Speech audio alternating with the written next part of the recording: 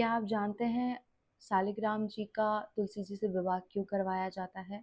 और जो तुलसी जी है उसका पत्ता महादेव के भोग में क्यों नहीं लगाया जाता है?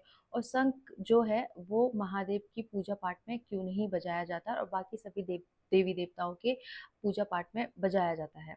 तो चलिए इसी बारे में मैं आपसे बात करने के लिए आई हूँ, तो ध्यान से इस कहानी को सुनिएगा। तो ये कहानी है हमारी शिव पुराण में बताया गया है, बहुत पुरानी है, बहुत पौराणिक कथा है। एक बार शंखचूड़ नाम का दैत्य रहता था और वो बहुत शक्तिशाली था और उसको शंखचूड़ को आशीर्वाद था और वरदान प्राप्त था कि उसकी जो मृत्यु होगी वो भोलेनाथ के हाथ से ही होगी। लेकिन उनकी जो पत्नी थी, उनका नाम था तुलसी। वो बहुत ही पतिव्रता नारी थी और उनके पतिव्रता नारी का तेज इतना प्रबल था, इतना प्रभाव था कि वो हमेशा जब भी कोई युद्ध करने जाते थे शंखचूड़, तो उनका जो पतिव्रत धर्म था और वो नारायण की भी भक्त हुआ करती थी, तो दोनों मिलके उनकी रक्षा करते थे, तो उन्हें कोई भी हरा नहीं पाता था। हालाँकि जब महादेव से जब वो युद्ध करने के लिए गए थे, तो महादेव के लिए भी असंभव था शंखचूड़ को हराना, क्योंकि उनका जो पतिव्रत धर्म था और जो नारायण के प्रति भक्ति थी, वो हमेशा उनका कवच बनती थी। इसी कारण वो ना हारते थे, ना किसी से युद्ध में मृत्यु को प्राप्त होते थे। तो इसी कारण ये चीज़ देखते हुए जब शंखचूड़ महादेव से युद्ध करने के लिए गया, तो नारायण धारण किया और तुलसी माँ के पास पहुँच गए और उनके पास पहुँच के उनके पतिव्रत जो भी धर्म था नष्ट कर दिया और नष्ट करने के बाद वो वापस आते हैं और आने के बाद महादेव उस वक़्त उनसे लड़ाई कर रहे होते हैं, तो उस लड़ाई में शंखचूड़ मर जाता है। उसके बाद जब शंखचूड़ मर जाता है, तो ये बात पता चलती है तुलसी जी को कि मेरा पति मारा गया है, तो वो क्रोधित होती हैं और वो जाती हैं जहाँ पे युद्ध हो रहा होता है। तो इसी बीच में जब उन्हें पता चलता है कि मेरा पतिव्रत जो धर्म था वो नष्ट किया गया है, वो भी उनके आराध्य नारायण के द्वारा और महादेव के द्वारा मेरे पति मारे गए हैं, पता चलता है तुलसी जी को, तो उन्हें बहुत गुस्सा आता है और गुस्से में वो युद्ध क्षेत्र में चली जाती हैं। तो जब युद्ध क्षेत्र में जाती हैं तो वो बहुत क्रोधित होती है कि मेरे साथ छल हुआ है, छल से भगवान ने उनके पति को मारा है, छल से उनका पत्नी व्रत धर्म है वो नष्ट किया गया है। तो उस वक़्त चाहते महादेव तो उन्हें समझा के ख़त्म कर दें, लेकिन महादेव ने उनको उस क्रोध को बोला कि आपको जो भी उचित लगे देवी वो आप कर सकती हो, क्योंकि जो हुआ है उसे नहीं बदला जा सकता। तो इसी कारण क्रोध में आके तुलसी जी नारायण भगवान को पत्थर होने का श्राप देती हैं। तो जब पत्थर होने का श्राप देती हैं तो नारायण भगवान पत्थर हो जाते हैं और इस कारण जो पालन करता है भगवान नारायण, तो काफ़ी प्रॉब्लम आती है। तो उस बीच क्या होता है कि महादेव समझाते हैं और भी सब लोग तुलसी माँ को समझाते हैं। तो उस बात समझाने के बाद माँ तुलसी को एहसास होता है कि जो मैंने किया है वो गलत किया है और उसके बाद वो आके उनको श्राप से मुक्त कर देती हैं। जिस दिन वो मुक्त करती हैं नारायण भगवान को, उसी दिन माँ तुलसी की जो शादी है वो नारायण भगवान से करवाई जाती है।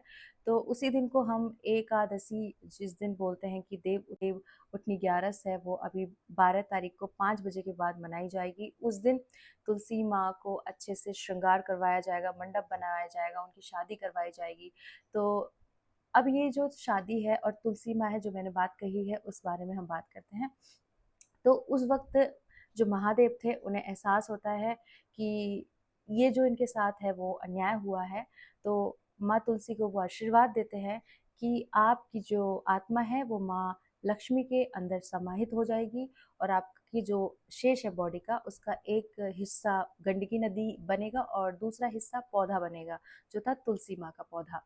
उसी वक़्त जब पाषाण से मुक्त हुए नारायण भगवान थे, वो शालिग्राम बने और उस वक़्त उन दोनों की शादी करवाई गई और महादेव ने आशीर्वाद दिया कि जो शालिग्राम हैं, वो सिर्फ़ और सिर्फ़ गंडकी नदी में ही मिलेंगे और इसी कारण आज देखेंगे जितने भी शालिग्राम होंगे और अच्छे शालिग्राम होंगे, वो सिर्फ़ गंडकी नदी में ही मिलेंगे। उसके बाद जब माँ तुलसी ये सब आशीर्वाद प्राप्त करती है, वरदान प्राप्त करती है, उसके बाद भी वो महादेव से एक और वरदान प्राप्त करना चाहती हैं कि मेरा जो पति हैं, उनका भी आप उद्धार कीजिए। तो जब महादेव से ये उन्होंने वरदान माँगा तो उन्होंने कहा कि आपका जो पति है शंख, वो हमेशा नारायण भगवान के साथ रहेगा और जो भी देवी-देवता हैं, उनके सबकी पूजा अर्चना में शंख बजाया जाएगा और शंख से जल का अभिषेक कराया जाएगा। और हर एक देवी देवता में आप जो भी भोग लगाया जाएगा उसमें आपका पत्ता नहीं होगा, तब तक वो भोग स्वीकार नहीं किया जाएगा। इस तरह से वरदान देते हैं महादेव तुलसी माँ को। और इसी तरह से माँ तुलसी और शालिग्राम जी की शादी करवाई जाती है। और शादी करवाने के बाद जो माँ अ, तुलसी हैं उनकी आत्मा चली जाती है माँ लक्ष्मी के अंदर। और बाकी जो पौधा है और जो शालिग्राम जी उन दोनों की शादी करवाई जाती है धूमधाम से। इसी कारण हर घर में तुलसी होना बहुत ज़रूरी है और तुलसी के साथ शालिग्राम होना बहुत ज़रूरी है। लेकिन उसी बीच में महादेव कहते हैं कि जो भी हुआ है ये मेरी ओर से आपके लिए न्याय है, लेकिन मैंने अन्याय किया आपके साथ। दुनिया ये मतलब बहुत कुछ कहती है, तो बाबा पे कोई उंगली ना उठाए, इसीलिए उन्होंने कहा कि मैं आपके तुलसी के पत्ते से वर्जित रहूंगा और शंख के द्वारा मेरे ऊपर कोई भी जल अभिषेक नहीं करवाया जाएगा, और ताकि मुझे याद दिलाता जाए कि आपके साथ जो मैंने किया है वो उचित नहीं किया है। ये हमारे भोलेनाथ की इतनी असीम लीला है, इतना भोलापन है कि उनके भोलेपन को अभी जो हमारी जो एकादशी है, एकादशी जो मनाई जाएगी वो मनाई जाएगी 12 तारीख को। और उस दिन हम तुलसी जी का जो विवाह करवाएंगे, विवाह करवाने के वक्त हम तुलसी के पौधे को अपने आंगन में के बीच में रखेंगे। तुलसी को अच्छे से नहलाएंगे, नहलाने के बाद उनके सारे पत्तों को साफ करेंगे। साफ करने के बाद उनको नए कपड़े जो लाएंगे, मतलब आप बाहर से कुछ स्कर्ट ला सकते हो जो पूरे पोट होता है उसको पहना सकते हो।